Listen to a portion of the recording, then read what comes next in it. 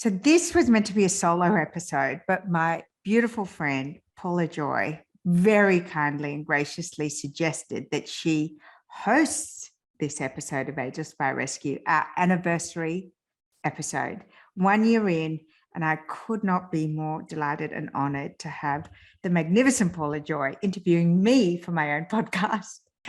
So I think probably a lot of your audience who came with you from Rescu and even from beauty editing days and your print days, what made you decide to change and to launch Ageless? I was bored with what I was doing. I was bored with myself.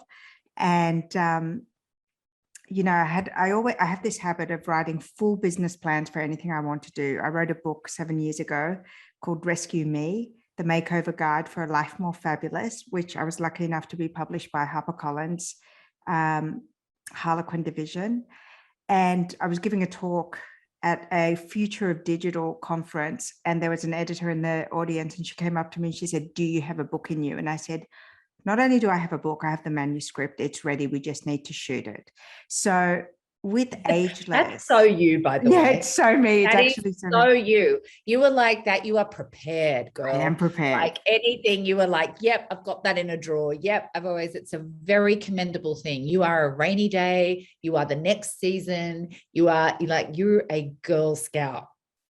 Well, you know what? When opportunities come, you want to be able to jump through it rather than, you know, have the self-doubt moment or life get in the way. And sometimes, I don't know about you, but inspiration like kind of will channel through you. And it, you know, you could be on a resort or you could be at home or you could be in lockdown. And when that inspiration comes, it's really nice to bottle it. Now, Bahar, there was a real watershed moment for you when you were just going along in this busy, hectic life, mothering, killing the game, and then one day you fell asleep during a lunch and changed everything. Yeah, so thank God for good friends.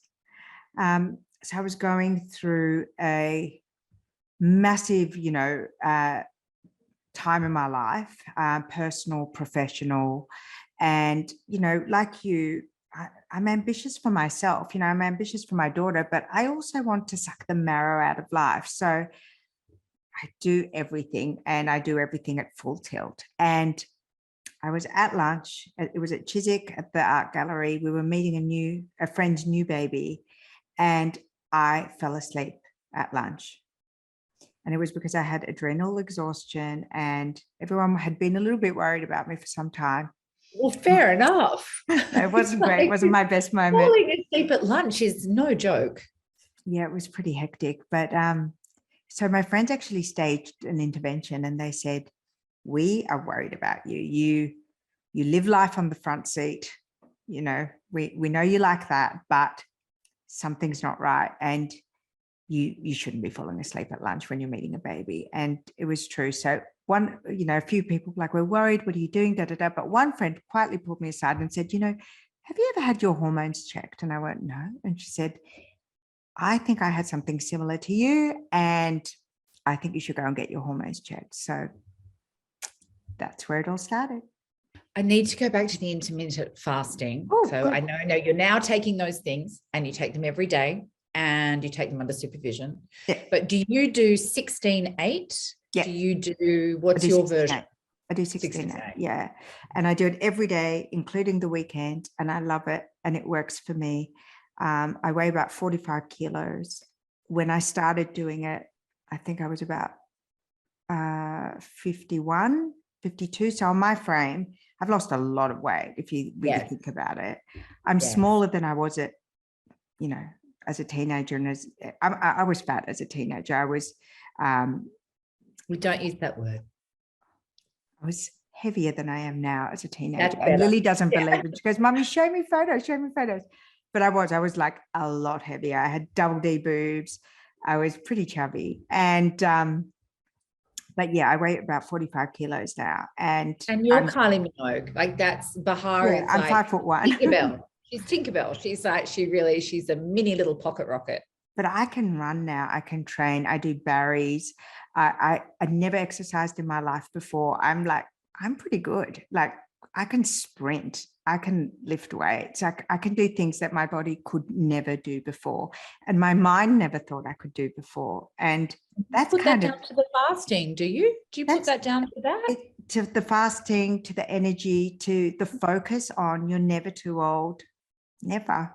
Like under correct supervision, you can learn anything.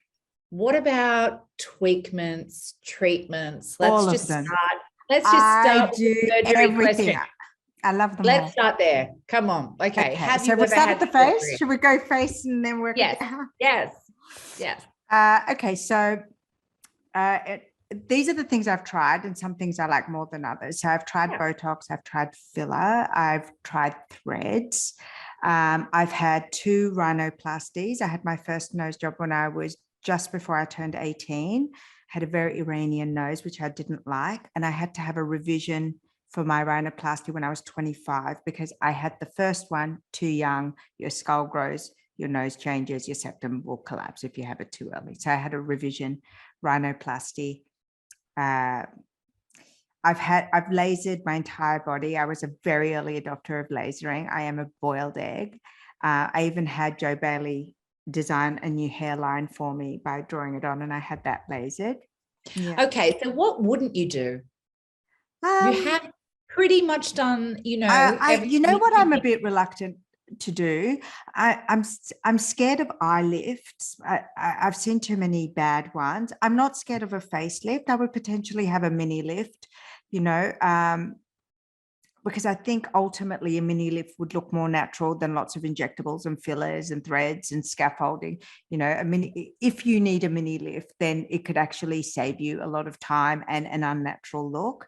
There's some incredible work being done in combination with stem cell and skin grafting and fat grafting therapies. So that's kind of the next frontier for surgery.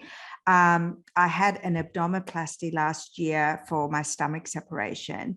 And while I was having my stomach separation fixed, my surgeon suggested that we scrape the fat off the back of my skin. I didn't have enough fat to liposuction, but we scraped the fat off the back of my skin of my tummy and injected it into my boobs as stem cells. And we also put in an internal bra, which is like almost like threads that go under your boobs. So that creates a natural scaffolding. Wow. That was great. My boobs were great. No, not at all. The abdominoplasty was horrific. It was truly, oh my God. I mean, I had a cesarean and that was nothing. This was something. It took months to recover. It was hectic. So you are such a cheerleader for having your hormones sorted, that they are such a game changer for all women, and particularly women in the lane of life that we are in. I think I'm a cheerleader for having your health dashboard. Mm-hmm.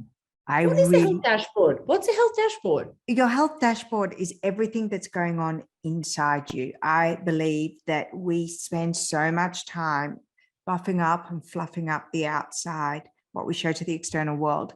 But, like a car, you need to know what your oil is like, what your water is like, what your wheel tire pressure is, how much fuel you have. And we don't know that without scientific intervention. We have to look within. And I believe that I do believe that the medical system is overwhelmed, and also it's hard to know what to do and what we're looking for. So all the things that I learned that truly transformed my life and continue to inform the decisions that I make for my longevity and lifespan and health span, and you can get in a test. Something that you touched on earlier, which I thought was would be interesting, is you're from Iranian heritage. How does the Iranian beauty stereotype, of which I'm completely ignorant, so I'd love to know what that is, how has that shaped you and affected you and the way that you view yourself? The interesting thing about my Iranian heritage, so I was born in France, but both my parents are Iranian and from a long line of Iranians or Persians. And the Iranian beauty philosophy is actually very much inside out. We have like a really deep and rich culture of, believe it or not, biohacking. We have a lot of natural medicines as part of beauty rituals in Iran. So we do a lot of tinctures, a lot of, what I call Iranian potions, but really it's kind of naturopathy based and also a little bit of Ayurvedic influence. So it always starts from within, and from a really young age, you're very conscious of what agrees with your body and what's good for your stomach, what's good for your skin, what cools or warms your temperature. Obviously, it's a Middle Eastern culture, so we have a lot of that. The rich history of bathing and hammam is very much part of the Iranian beauty philosophy. So we're really big on scrubbing yourself raw, having clean, soft skin, regenerating your skin, hair removal. So there's a lot of those things that are, really deeply part of the beauty rituals that I still follow, because, you learn at your mother's dressing table, right? Or at your grandmother's, when you listen into your aunts as you're growing up. So for me, those things are really important. And I'm always a big fan of good hair, good brows, good skin. They're the holy trinity for me.